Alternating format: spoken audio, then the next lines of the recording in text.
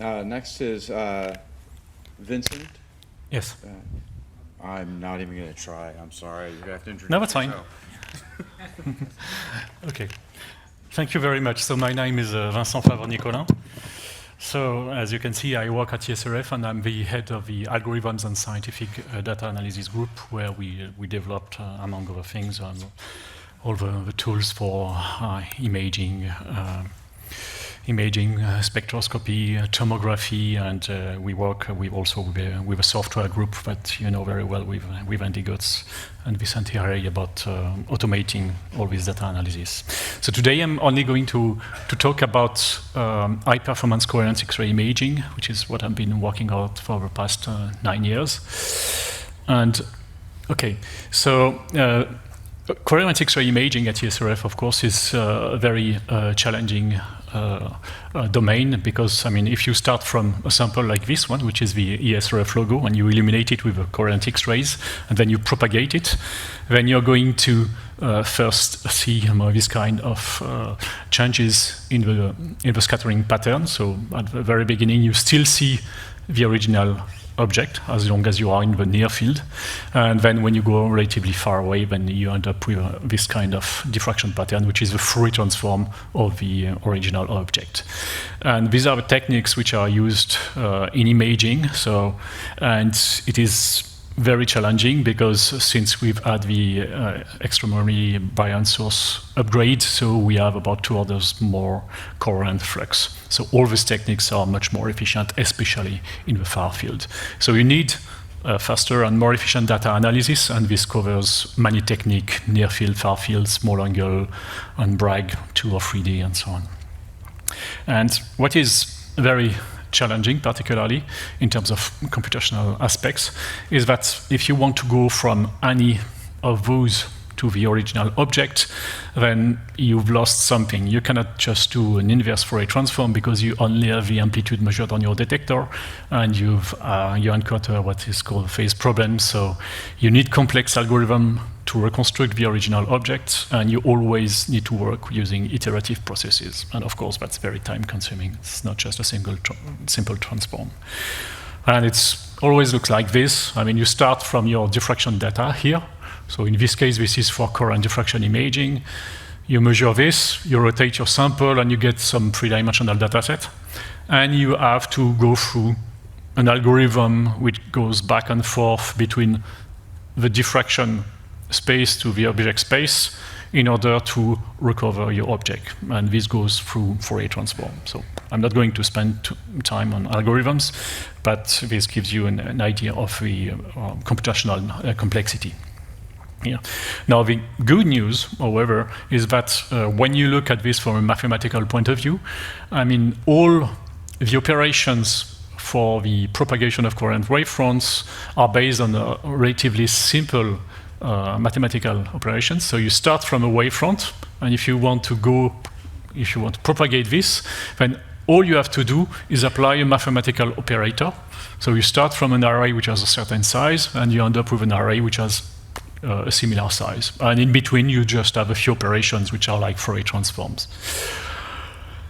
And this works on systematically on relatively large arrays for coherent imaging, so typically a few millions of pixels or voxels. So this is very friendly towards massively parallel computing, which we typically use GPUs for. And since these can read and write arrays at a speed of more than 500 gigabytes per second, now maybe even a few terabytes per second if you get expensive ones, so you can actually develop very optimized software.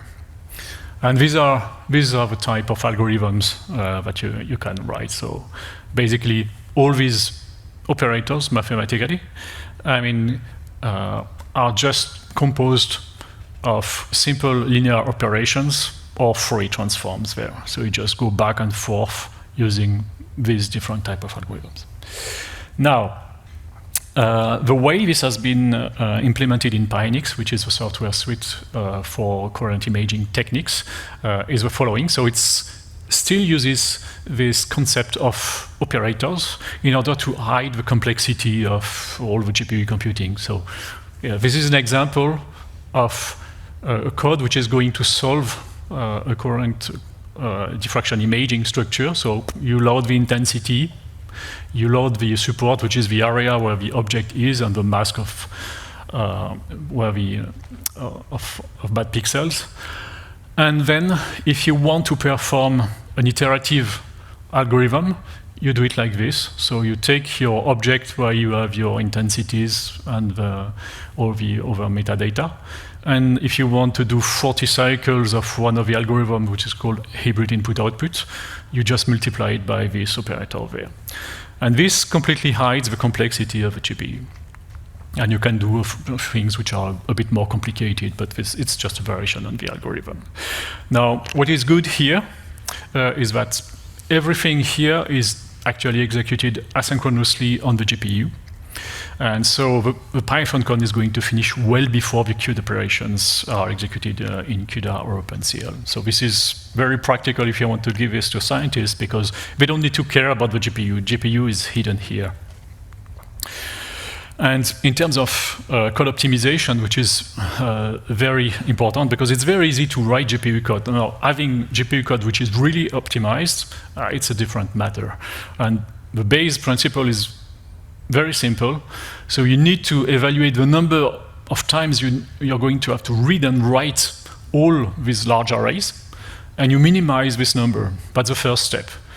And then you look at the end of this, what is the average throughput that you're going to measure in gigabytes per second compared to the card specifications. If you're close enough to the full speed of a card, then you've achieved some relatively good performance. And that's the only way to evaluate this. I mean, it used to be floating point operations per second, which were important, but today it's really throughput. And just a reflection. So when we started this, of course, we had to evaluate whether it was actually worth it in terms of price.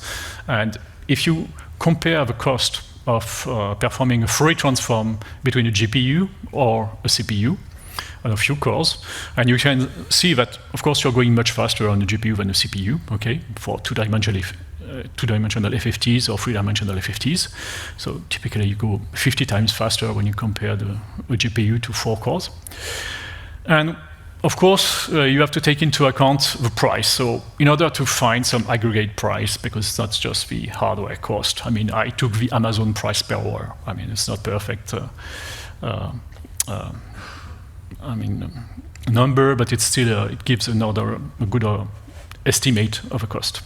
And when you take this into account, you see that the cost for 1 million two-dimensional FFTs or 1 million three-dimensional FFTs is about 6 to 7 times smaller using the GPU. So, which means that it's worth it. It's not just worth it because of speed, it's worth it because of the actual cost. Now, this was 4 years ago, and if you look at the trend, which is interesting, you see that I kept the same numbers. I didn't try to use newer GPUs or CPUs. And you see that the price of GPUs has increased and the price of using cores has actually decreased. So now we are only at a factor of 3 here. So this is a trend that we have to follow because, well, I mean, in the end, what matters is what you can buy for your facility. It's still favorable. I mean, beyond this factor 3 here, when you have something which is highly parallel, you can program parallel computing much more efficiently on a GPU than on a CPU. So fast Fourier transforms are highly optimized both on CPU and GPUs, but for other processes, it would be much easier to parallelize things on the processing on a GPU. But, I mean, if you have non-iterative transforms, it can become borderline. So you have really to look into this, especially the price of GPUs is going to increase. And this is an example of timeline for the transform here. So this is just to show what is happening. So here, we're just launching 20 cycles of one algorithm, which is AIR, okay? And here you have a launching of all the GPU kernels from Python, and then Python is going to wait for all the transforms to be done. So here you can see that it takes less than one cycle on the GPU to launch all the cycles. So this is really executed asynchronously, and then you're not losing anything because you're running mostly on Python. I mean, the heavy lifting is happening on the GPU. Okay. And this is a list of applications. I won't show all examples. And so this works for current diffraction imaging. So we use this a lot at ESRF. And but this is another example where the reconstruction for CDI was done using in a non-supervised manner. So this was a serial current diffraction imaging experiment done at Max 4. And you can also perform tachography. You can distribute tachography reconstructions on multiple GPUs if you have a really large data sets. So in this case, this is asynchronous reconstruction. So all the different parts are reconstructed separately and then stitched together at the end. It's also used for near-flip tachography, and you can use also spectrotachography. So this is low energy, so this was done at Soleil, actually. Now, here's another challenge here. And this is data from holotomography. So this is single distance holotomography compared to what was just shown by Barina. So in this case, the data is 2K with 2500 frames and on the ID16B beamline. And they do time-resolved experiments, so not super fast in this case. So it's 1 tomogram every 3 to 7 seconds, but they do it for 2 hours. And when we evaluated the compute needs for all the beamlines, it was actually this kind of experiment using the legacy octave code, which required the highest number of cores. It was requiring 250,000 cores. So now this is much more optimized. And this is an example of reconstruction here, which can be done in a live manner. So in this case, this is bin, so that we can achieve the live reconstruction. So it's been by 3 times because it's running on a single GPU. And it's using iterative phasing with a CTF at the beginning, in this case. And you have a complete reconstruction of the 3-dimensional, which can be displayed with a volume of 700 by 700 by 700 pixels every 1.8 seconds. So in this case, the quality is not very good because you can see some ring artifacts, but it really displays something which is live during the experiment, and you can also really browse at the different parts of the volume. So it's very useful for the scientist. And just as a comment as well, so I mean, this interface here, you see it's actually running on a web browser. So it's a simple web Python interface developed using IPy widgets and voila, which just took me 1 day of development because the scientist only told me very shortly before that we wanted to do this. And it's actually really easy to develop and to provide a remote computing interface to look at the data. And I think it's good for prototyping user interfaces, or even more if you want. Okay, and now just a short word about the use of machine learning. One of the applications for which we have used machine learning is gap in painting. So when you acquire data with these pixel detectors, you always have some missing data here. So this is an example here for current diffraction imaging. And these induce artifacts in the reconstruction. So what has been done by Matteo Mastro during his PhD is take all those different parts there using machine learning and teach a neural network to recover the missing data here. So this is the ground truth here, the real data. And this is what has been found back by deep learning by just knowing this part here. And you see that it works relatively well. So of course, when you have smaller oscillations, it's not as good, but it really improves the reconstruction. Okay, so I'm practically finished. So I just want to point out that you can use Pynix. So this is open source. So you can find it on these web addresses. So it's developed at ESRF, but it's also used at different facilities at Soleil, Petra Free, Sirius, TPS in Taiwan, either for tachography or for CDI. And it's written in a way that scripts can be very easily customized. So if you want to introduce a new data format, a new instrument, you can add it very easily. Then all the rest of the large scripts of the algorithms will run independently of data loading.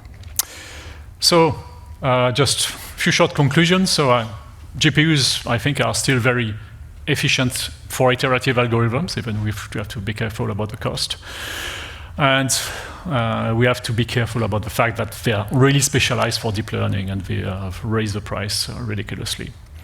And this is a concern because at ESRF, I mean, the data and processing needs are going to be multiplied by 4 in the next few years. And so we have to be careful about the cost because we still need to pay for beamlines.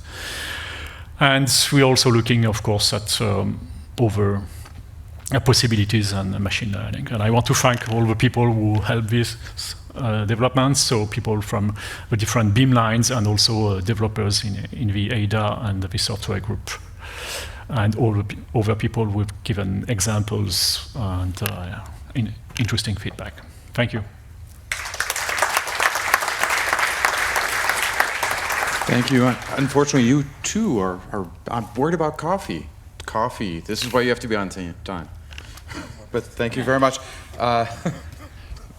Please contact Vincent at coffee in about 15 minutes.